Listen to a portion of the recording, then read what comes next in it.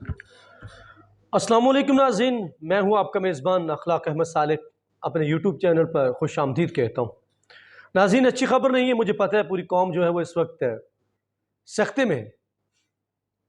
ایک امید تھی کہ پاکستان شاید اس دفعہ جو ہے وہ اپنا غیر معمولی اور روایتی جو ایک کھیل ہے ورلڈ کپ کے اندر اور جو روایت ہے اس کو توڑ دے گا، لیکن پاکستان نے یہ موقع گنوا دیا۔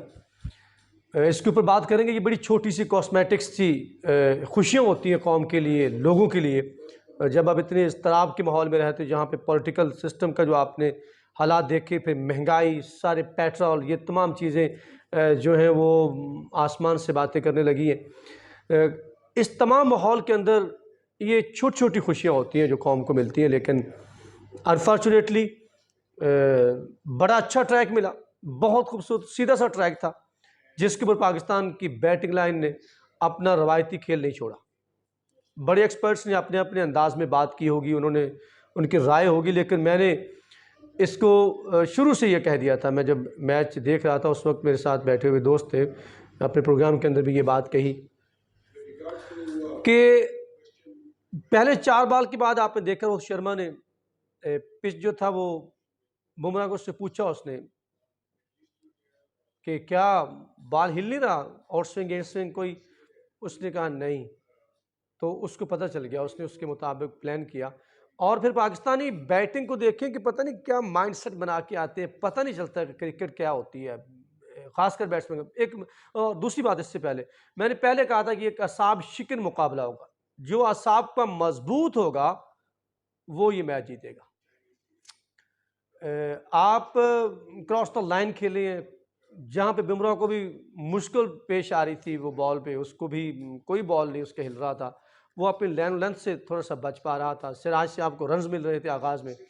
اور ایک پہلی بات کہ آپ نے فخر کو باہر بٹھا کے بڑا غلطی کی ہے، لیکن کیا وجہ تھی کہ اتنی بیٹنگ لائن، کوئی بال نہیں ہے، کوئی شاندار بالنگ ٹریک نہیں ہے، کوئی بڑی آؤٹ سٹینڈنگ بال نہیں پڑا، تمام کے تمام وکٹ جو تھرو کر دیے۔ صرف وجہ کیا ہے؟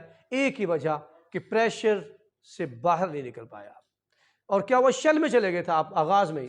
جب آپ کو پتہ ہے آپ کو رنز مل رہے ہیں، آپ تھوڑا سا اٹیک کریں، 2-4 اوور ہوتا ہے، اس کے بعد آپ ماریں، ذرا ادھر ادھر ماریں۔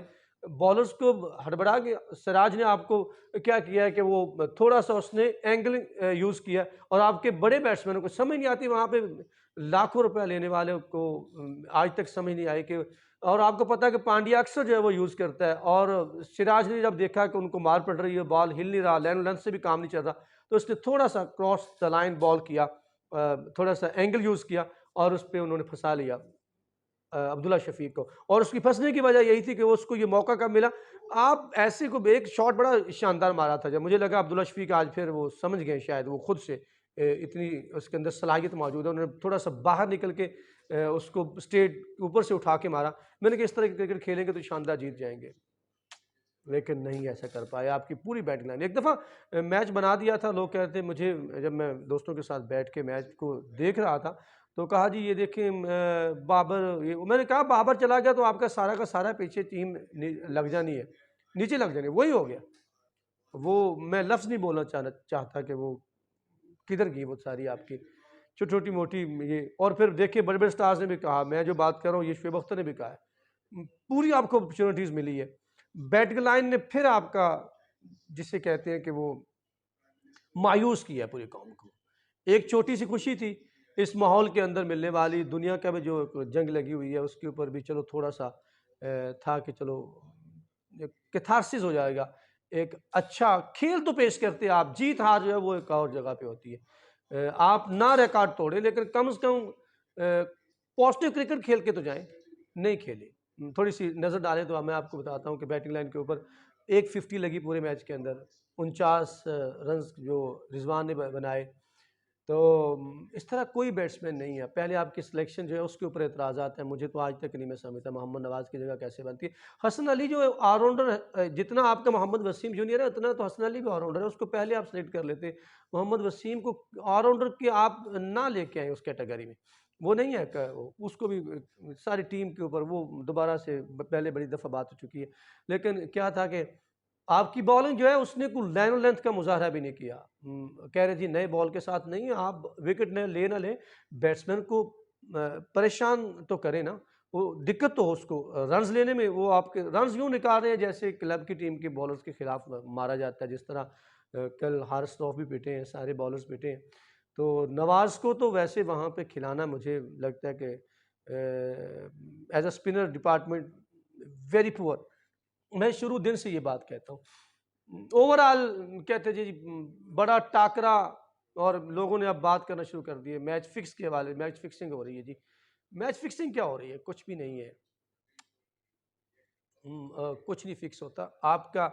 یہ یہاں سے آپ فکس ہیں, وہ نہیں ہے, ایسا کچھ نہیں ہے. لوگوں نے اعتراضات اٹھائیں کہ 2011 میں بھی کاشف صاحب گئے تھے باہر بھارت میں سیمی فائنل میں, تو وہ بھی وہاں پہ دے کے آگے میچ, آج بھی دیکھیں گے. ایسا کچھ نہیں ہے یار, یہ ساری باتیں ہوتی ہیں. بیسیکلی آپ کے اعصاب جواب دے جاتے ہیں, آپ پریشر اتنا لے جاتے ہیں, شل میں چلے جاتے ہیں. اور ایک بات آخر میں, روہت شرما کی بہت خوبصورت جو ہے نا وہ کپتانی بھی یہاں دیکھے کو ملی, جب ان کو محسوس ہوا کہ بالر بے بس دکھائی دیتی ہے. ان کا بالرز کو انہوں نے استعمال بڑا اچھا کیا, روٹیٹ کیا چھوٹے چھوٹے اسپیلز کے ساتھ, اور اسپنرز کو بھی یوز کیا. پھر یہ ساری باتیں اوور آل مایوس کیا قوم کو. چلیں جی, کرکٹ میں اتنا ہی بہت ہے آج. تو ایک خبر آئی ہے آپ کو, وہ سبھی تک پہنچ چکی ہے. تو وہ خبر یہ ہے کہ جنید صفدر جو ہے علیحدگی انہوں نے ازدواجی زندگی میں اپنی ہونے والی بہو سے, اپنے ہونے والی بیوی سے جو ہے وہ علیحدگی اختیار کر لی ہے. اس کی وجہ کیا بنی؟ ہم نے آپ کو بتایا کہ وہ اس کی وجہ سامنے آئی ہے کہ محترمہ مریم نواز صاحبہ جس طرح پارٹی کے اندر بہت زیادہ, جس طرح وہ ابھی میں آپ کو پچھلے دنوں بتا رہا تھا کہ انہوں نے کہا کہ چودھری نثار تو نہیں بننے جا رہے شاہد خاقان عباسی. انہوں نے کہا جی مریم نواز کو میں لیڈر نہیں مانتا, شہباز شریف کو لیڈر نہیں مانتا. تو مریم نواز کی وجہ سے پارٹی کے اندر بڑے مسائل تھے, لیکن طلاق کی وجہ بھی وہ گو کہ دونوں خاندانوں کی رضامندی اس میں شامل ہے. تو اس میں لیکن یہ ہے کہ وہ لڑکی جو ہے معصوم بول پڑی ہے. اس نے کہا ہے کہ میں اپنی سانس سے جو تھی وہ دیکھیں, حالانکہ وہ اس کے ساتھ بالکل اٹیچ بھی نہیں, لیکن اس کو ڈومینیٹ باہر رہ کے بھی اتنا کرنا چاہیے, کمانڈ کرنا چاہ رہی ہوگی. تو اس کمانڈ کی وجہ سے اس نے کہا کہ میں یہ کچھ برداشت نہیں کر سکتی تھی. اور اس کا ایک اور بات بتاؤں کہ اب ایک بات جو سوالات ایک پیدا ہوتا ہے کہ آپ کو پتہ قطر کے ساتھ نون لیگ قطری خط بھی لے کے آئے تھے. اس کی بڑا وجہ کیا ہے کہ جو سمدھی ہیں سیف الرحمان صاحب, جن کی یہ صاحبزادی تھی جنید صفدر کے گھر, یہ رشتہ ہو تو گیا, شاید بڑے, آپ کو پتہ ہے کہ وہ ہمیشہ مال دیکھتے ہیں, تو مالی حالات کو دیکھ کے ہو گیا, لیکن نہیں کر پائے. کچھ لوگ کہتے ہیں عمر کا تقاضا تھا, لیکن وہ لڑکی خود بول پڑی ہے کہ نہیں, میں اپنی ساس کو سے میری نہیں بن پا رہی تھی. تو قطر کے حوالے سے یہ ہے کہ سیف الرحمان صاحب جو ہیں وہ قطری شیخ کے جو ہیں وہ ایڈوائزر بھی ہیں ان کے, اور اس کے ساتھ ساتھ ان کا بزنس پارٹنر بھی ہیں. تو نون لیگ کو یہ بڑا وہاں پہ قطری خط بھی آنے کی بڑی وجہ وہی تھی. تو اس حوالے سے بھی یہ جو ہے نا وہ مشکلات درپیش آئیں گے اب مجھے محسوس ہوتا ہے قطر کے حوالے سے بھی. اور وہ قطری خط کا کیا بنے گا, یہ بھی سوالات لوگوں نے پوچھے ہیں. کچھ دوستوں نے مجھے فون کر کے بھی کہا کہ یار وہ قطری خط کا اب کیا بنے گا ان کا, کیونکہ جو لوگ جانتے ہیں, آپ کو پتہ ہے سیف الرحمان صاحب جو ہے وہ ایڈوائزر ہیں ان شیخوں کے, اور ان کا بزنس جو ہے وہاں اس میں بھی پارٹنر ہیں ان کے. تو میں نے کہا جی کہ دیکھتے ہیں کیا آنے والے وقت میں کس کروٹ اونٹ بیٹھتا دکھائی دیتا ہے. یہ تو کچھ نہیں دکھائی, ابھی تک تو نون لیگ جو ہے وہ اس کے پورا جسے کہتے ہیں کہ کندھوں پہ اٹھایا ہوا ہے کمپنی نے. تو لیکن اگلی بات دوسری طرف چلیں گے تو وہ تیسری بات جو آپ سے کرنی تھی وہ یہ ہے کہ نواز شریف صاحب کی وطن واپسی جو ہے اس کے اوپر بھی اس کی آمد کے حوالے سے کیا متوقع ہے. کچھ لوگوں کا پہلے کہتے ہیں کہ دبئی تک کا سفر ہوگا یا کیا وہ پاکستان آئیں گے. کل دوست کہتے ہیں شرط لگائیں, شرط پہ سبھی آ رہے ہیں جو پارٹی کے ان کے اسپوک مین ہیں, جو ان کے اسپوکس پرسن ہیں, لیکن میں تو یہ کہتا ہوں کہ وہ نہیں آئیں گے ان حالات میں. میں نے پہلے بھی کہا کہ وہ نیب ترامیم کا حوالے سے اور پھر جس طرح سے پریکٹس اینڈ پروسیجر کا ہے کہ میں نہیں سمجھتا کہ وہ عمرہ کر کے وہاں پہ بیٹھک ہوگی, فیصلہ ہوگا. اور یہ سب کچھ کیا ہے, عدالت کا فیصلہ عدالت تک ہے. اگر تم کو یہ پتہ چلا کہ مجھے پکڑ کے جیل نہیں ہوگی، جیل میں مجھے وقت نہیں گزارنا پڑے گا تو پھر نواز شریف صاحب ضرور آئیں گے، جیل سے وہ بہت کتراتے ہیں۔ تو اس کی ایک جلسے جو ہیں وہ منسوخ کر دیے لاہور کے سارے۔ کل دوستوں سے بات ہو رہی تھی، میں نے ان کو پہلے بھی کہا، بحث ہوگی اس بات پہ کہ ٹھوکر نیاز میں بیگ والا جلسہ بڑا تھا، میں نے کہا جلسہ بڑا نہیں تھا، وہاں پہ انتظامات بہت بڑے تھے، یہ مان لیا جاتا ہے اور دوسرا یہ ہے۔ تو ایک دوست بیچ میں بولا کہ آپ کو نہیں پتا کہ بھوک کی ڈیفینیشن کیا ہے، بڑی بات تھی، اللہ معاف کرے۔ تو وہ بھی تھا، اور دوسرا میں نے آپ کو بتایا کہ ٹھوکر نیاز بیگ کے اوپر کھوکھر برادران جو ہے اس سے بڑا بھی جلسہ کر سکتے ہیں۔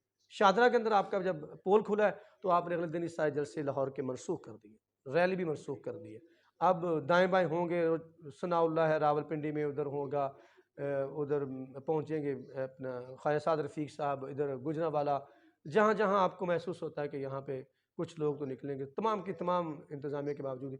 اور پھر یہاں پہ ہے کہ طلال چودھری والا جڑاں کے اندر بھی، تو یہاں پہ اس طرح کی جگہ پہ جہاں پہ ان کو محسوس ہوتا ہے کہ بڑے ہمارے جو ہے نا وہ بڑی مضبوط جگہ، لیکن وہاں پہ بھی جلسوں میں پول کھل کے شروع ہو گئے، کچھ بھی نہیں ہے، کوئی نہیں ماننے والا، کوئی ووٹر کنونس نہیں ہو رہا، کسی بات کو نہیں مان رہا۔ وہ کہتا ہے جو بھی آپ نے حال کیا آپ کو،